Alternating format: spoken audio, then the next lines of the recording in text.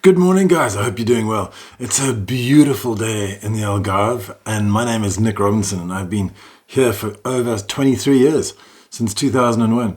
And I spoke to my family, who I live with, obviously, in São Brás do Portugal, and I said to them, hey guys, how would you like to come down to Santa Luzia for dinner last night? Because I really need to film a little bit about it. And obviously they leapt at the chance, and we decided to go down, and we found this beautiful little restaurant in the back streets of Santa Luzia. And I went for about half an hour or 10 minutes before, just to explore the streets and take a few little images of Santa Luzia. And I'm going to use that to explain to you, and obviously a bit of drone footage as well as usual, about Santa Luzia, what it's like, and what it's like to live there, what it's like to visit there. And it's a stunning little spot. And it's not often that you find these little places on the coast which are authentic and original and just like they were, and they haven't been spoiled by tourism.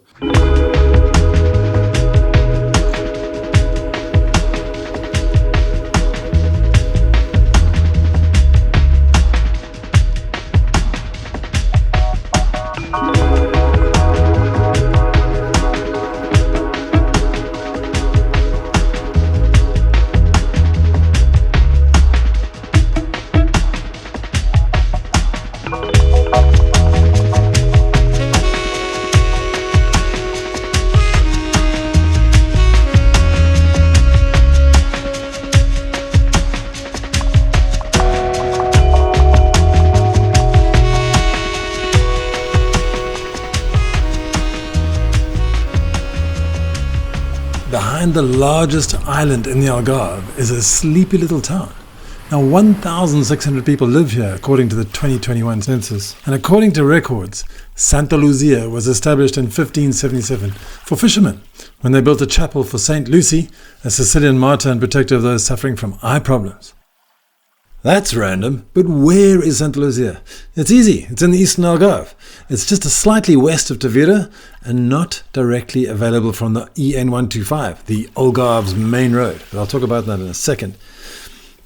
Santa Luzia is 5 kilometers and 10 minutes drive from Tavira, and it's 45 minutes drive from Faro. But like I said, the EN125, so it doesn't go directly past Santa Luzia, so you've got to go into Tavira and then track back. There's no Santa Luzia train station. The closest is Luz just to the west and Tavira to the east. And who knows about the bus? Actually, according to RoamToRio.com, they do know about the bus, and I love to use this site, even if one commenter on my videos vehemently doesn't. But RoamToRio shows that buses don't go directly to Santa Luzia, but they do come into Santa Luzia from Tavira. So you can't go Faro, Santa Luzia, Tavira, but you can go Faro, Tavira, and then track back to Santa Luzia. So the village is kind of out of the way, and this has no doubt contributed to preserving its old, authentic identity. Ferries shuttle off to Terra Estreita during the summer, and you can find the timetable in the description below. Now, if you don't know what Terra Estreita is, you should watch my last video where I paddled around the Tavira Island, but it's just a beach, and Terra Estreita actually means thin land, so it's the thinnest part of Tavira Island, so they can just ferry you off and then you can walk over to the beach.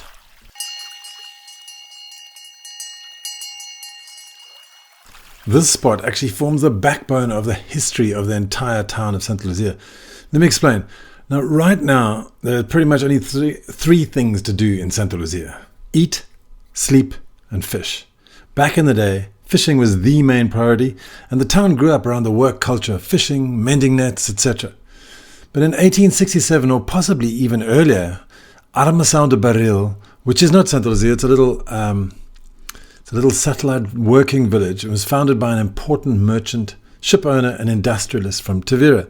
Now, you can actually get access here because they've got a bridge over the Rio Formosa, and there's a little train track that goes from the bridge all the way down to this place called Armação de Barril.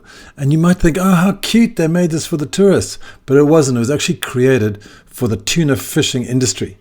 So he and his two partners built this working hamlet. And then from April to September every year, about 80 fishermen and their families call this village home. And most presumably they were from Santa Luzia. In their small, simple houses without electricity or running water, they shared love and camaraderie from sunrise to sunset. Sorry, I'm just reading this. It sounds classic. The annual tuna migration, with its unpredictable numbers heading to the Mediterranean, were known as right tuna, and the ones that returned to the Atlantic were called backward tuna, and this made each fishing season a gamble. Nowadays, you can explore a cemetery of anchors like these ones before us right now, and they were possibly arranged there around 1960, when and everything just turned around, and it was like the tunas were basically fished out, and everything stopped, and it was like a massive crisis in the fishing industry. It was really sad. There's actually a fascinating video, which you can see the link in my description, all about how they use these anchors to set out all the local tuna traps, and how they actually, it's like such hard work, because these are really, really big and heavy things, and they would load them onto their fishing boats, take them out to the tuna traps, and then they would lay them out in the right formation that the tunas would go through to catch them, and then they would come back afterwards, after every season. So it's quite an involved thing and back-breaking work. Let's just draw a quick timeline of recent history in the fishing history. So in 1867, this Almacao de Barril was founded. In 1881, the highest amount of tuna fish ever fished was recorded here through a system of tuna traps, which we talked about, which these large anchors were used in conjunction with. In 1959, the tuna started becoming scarce, and as a result, an economic crisis hits the fishing industry. In 1966, Barril is the first of the local tuna traps to stop working. They actually entered into a relationship with the tuna trap a little bit further over, towards Tavira, and they worked for a couple of months like that, but didn't work out in the end because the tuna just evaporated. Now, it's just to show you, most of this information comes from the museums in the area, but just to show you how slowly things really work here in the Algarve, an edict was enacted in 2001 planning these museums. They were opened in 2014, if I'm interpreting these old documents correctly. So that's a 13-year process from making the plan to actually opening the doors, which is a lot. However, it's not tuna that is the claim to fame of Santa Luzia in our current times. It's octopus. Everywhere you look, you'll find signs of octopus, and this delicacy is available in just about every restaurant they are. And sadly enough, my family doesn't like octopus, except for my wife. So thankfully, she was the one who had to have octopus. So let's go to dinner. I'm starving. Hey. Hey. You're going for dinner? Yes, we are. We're going for dinner. Nice. Yeah. Who's that person over there? That's Sophia. Sophia. Hello, Sophia.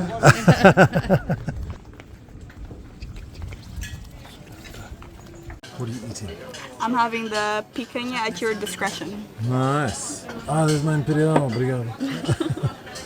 What are you having? I'm also having the picanha.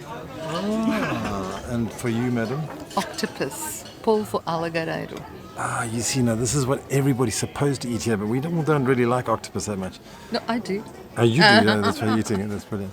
And I'm going to have the picanha. Picanha is actually a pretty common Brazilian cut of beef. Octopus around these parts is generally eaten in one of three ways, although there are clearly other different recipes that I have omitted.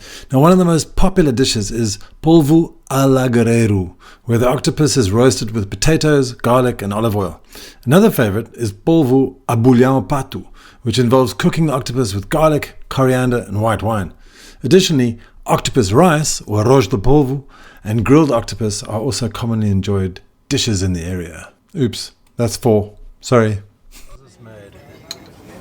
It's octopus. It's made in the oven with potatoes. An oven. Oven and lots of garlic and lots of olive oil. And yum. And that's Yum, it, just yum. grilled. Yeah. This one's better than this one. Is it? Yeah. Then you can take from here, dear. Well, in September, it should be a little cheaper than August. You were so fast. Really, really good. It's homemade. Oh, yeah? It's homemade. Yeah, you can taste that it's homemade. But that's not the end of the video. I'm going to show you some of the most interesting and useful parts of the village. But first, let's talk a little bit more about octopus. Octopus is the most important source of income for small-scale fishing communities in the Algarve, says Mafalda Rangel, a fisheries researcher at the University of the Algarve. Over 90% of Algarve fishers use traps and pots to land octopus, which could earn them a significant $6 per kilogram, €6. In Santa Luzia, octopus fishing is a traditional practice. Fishermen use this method called alcatrouge, which involves placing clay pots on the sea floor. Nowadays, there's a lot of they've replaced them with plastic pots. But it's the similar method. The octopus is seeking shelter into these pots, plastic or clay, and are then easily caught when the fishermen haul the pots back up. This method is sustainable and it's been used for generations.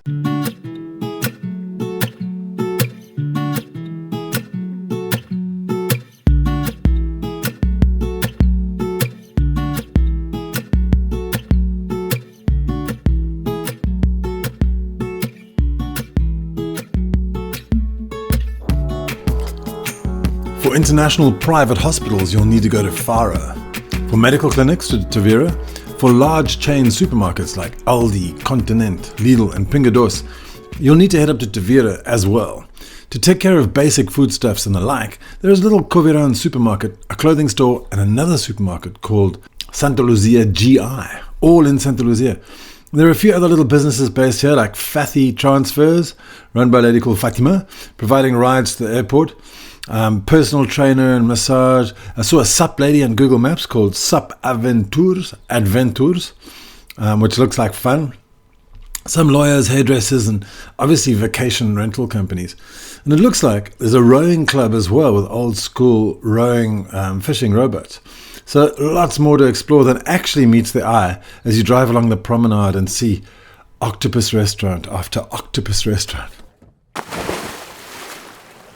Okay, let's recap then. This is the town of Santa Luzia, brimming with octopus restaurants, quiet, cool streets, and a few classic, grubby old Portuguese bars.